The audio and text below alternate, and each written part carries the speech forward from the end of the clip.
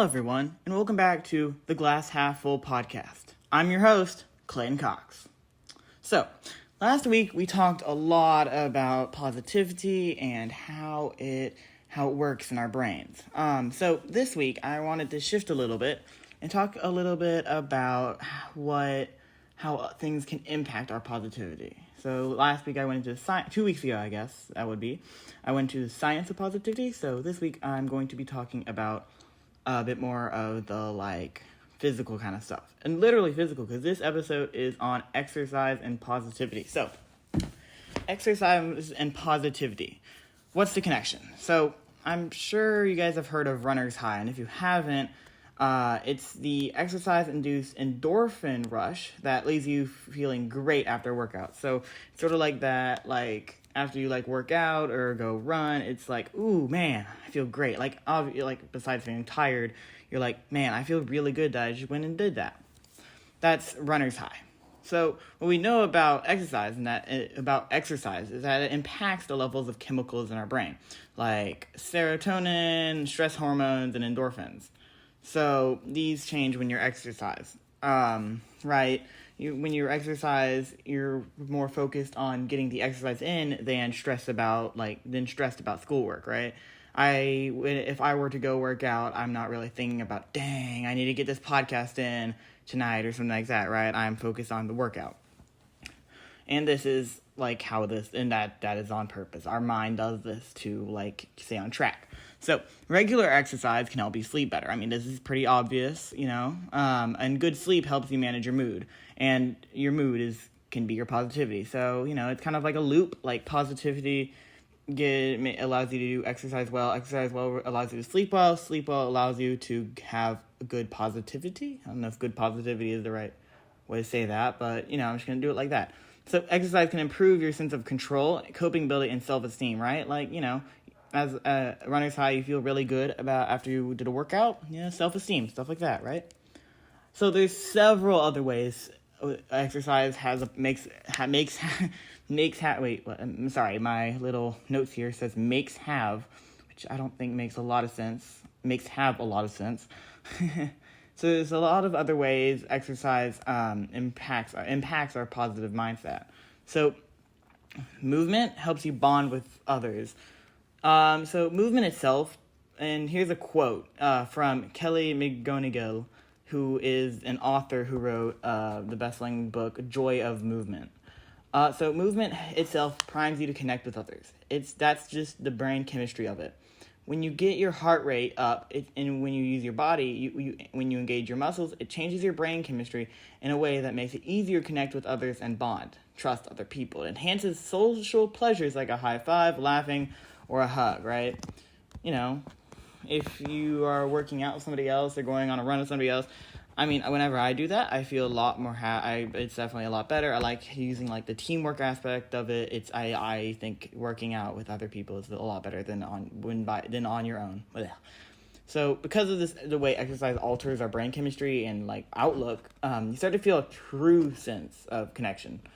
And it's through true sense of connection with the people that you're moving with, right? As you said, this teamwork aspect. So sports teams, right? Most people I know play on a sports team, right? So when you're working with a sports team, when you play with a sports team, you get that sense of camaraderie. And that's not just you're human and being a human, feelings, even though that is the crucial part. It's also this working out together and the shared experience and stuff like that. And this allows us, when you have good relationships with your teammates, that you can be more positive, right? So because it really does give us a sense of belonging, it can help build relationships that can be true friendships and sources of support. So next part of exercise and positivity. So exercise helps reduce anxiety and depression. I mean, I talked about this a little bit in the last podcast, how positivity can lower your anxiety and depression. So we're going to talk a little bit more about that, but with exercise. So exercise, as I said, increases endorphins, dopamine, and adrenaline. I already said this at the very beginning. So these are all brain chemicals associated with feeling happy. Happiness, positivity, even though they are different. Feeling confident, feeling capable, and feeling less anxiety and stress, and even less physical pain. Isn't that crazy? Exercise allows you to feel less physical pain. So exercise is also shown to help some people with depression, and which experts say could be due to an increase in nerve cell growth in the brain that happens when you exercise. I don't completely know what that means. These are just where I'm working on my notes here, and websites that I've looked out. So, cell growth in the brain. I remember talking about neurons last podcast. I think this is related to that. So when you work out, when you're doing something challenging, there's an accomplishment in that. There's the feeling that you get when you run a faster mile, lift a heavier weight, or, score a basket. That's your brain chemistry changing for the better. So another thing about exercise, I've got just a couple more of these, so you don't have to keep listening to me ramble on. Okay, so exercise can help boost your confidence. So when it comes to feeling happier and more, empowered in life, having confidence is key. And this is pretty obvious, but I mean, just for me, it might not be obvious to other people, but, feeling happier and more empowered, you got to be more confident. I don't know. That seems pretty obvious to me, but I'm just going to mention it anyway. So exercising allows people to feel more empowered and happier and about facing the challenges in their own lives. So we can conquer goals and improve our strength. Right? Like working out, getting exercise, it allows you to have more confidence, and that makes you feel happier and more empowered in your life, right? Like it makes a lot of sense. So, last one. Exercising outdoors has an effect on your brain similar to meditation. I have never meditated before, but yeah. Exercising outdoors has an immediate effect on our mood for the better. I mean, that's like obvious, right? Like you go on a run, you're like, man, I feel good that I'm going on a run here, right? Or if you're like, sometimes when I'm stressed, right, I'll go like take my dog for a walk, right? I mean, that makes me like feel a bit less stressed. Like gets off of my mind and get out of my own head. Like, I feel like, going outdoors and doing a walk, even if it's just a walk, can change my mood. And because and going back to exercising outdoors, similar to meditation, it induces a state in your brain that is very similar to meditation. I've never meditated, but here it is. It's a state of open awareness. So nature plays a big part. As I said, like going outside, like this fresh air. Like when your parent, like whenever you're mad, your parents might say like, "Go get some fresh air." Like, don't get annoyed by that. This is scientifically proven that it will make you feel better. So, and also a fresh perspective, right? Fresh air equals fresh perspective. So whenever your parents say, oh no, you're in a bad mood, go get some fresh air, do it. It will definitely help. And even better, like go take a walk. So for those of us who worry and stress about things, sometimes our minds are not our best friend.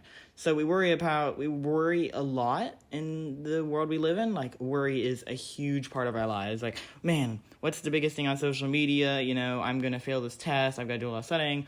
All these different things that are just scary in our lives. But, getting exercise can get us out of our own head. And I mentioned this, but it's like, it doesn't even have to be like a big workout or a 12-mile run. It can just be like going for a walk with your dog or by yourself or a bike ride outdoors. Like anything really outdoors can have an immediate profound effect that can help give tremendous relief because it invites the mind to shift I cannot talk today. I'm super sorry.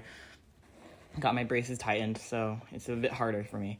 To shift spontaneously without any effort into this meditative state, right? So, in conclusion, this is just all about how going outside can give you a fresh perspective.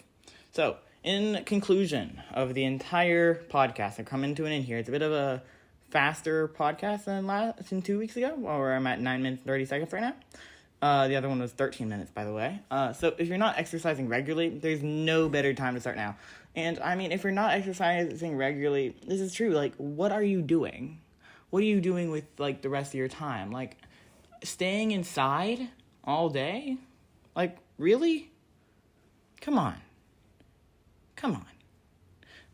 So this regular exercise can help you sleep better, and good sleep, it helps you manage your mood. And also good sleep is just good for you in general. I know a lot of people say, like, ooh, I don't want to sleep, and I'm tough. But, like, overall, it's better for you. Like, it's a lot better for you. So exercise can improve your sense of control and coping ability and self-esteem. I already mentioned this. So get running, walking, or biking, or playing your favorite sport. So outside too, like, go outside more often, touch some more grass. It'll help you move to that positive mindset we're all looking to achieve. So that is the end of the podcast. I am Clayton Cox, your host on the, I almost just forgot the name. I'm very sorry. On the Glass Half Full podcast on Roundtable Radio, right? Roundtable Radio, remember that. And so next week we're going into a little bit more. This week we talked about good old exercise and positivity. Next week we're going into food and positivity. I'm sure. I'm trying not to get too hungry on doing this, but we'll have to see. See y'all in the next one.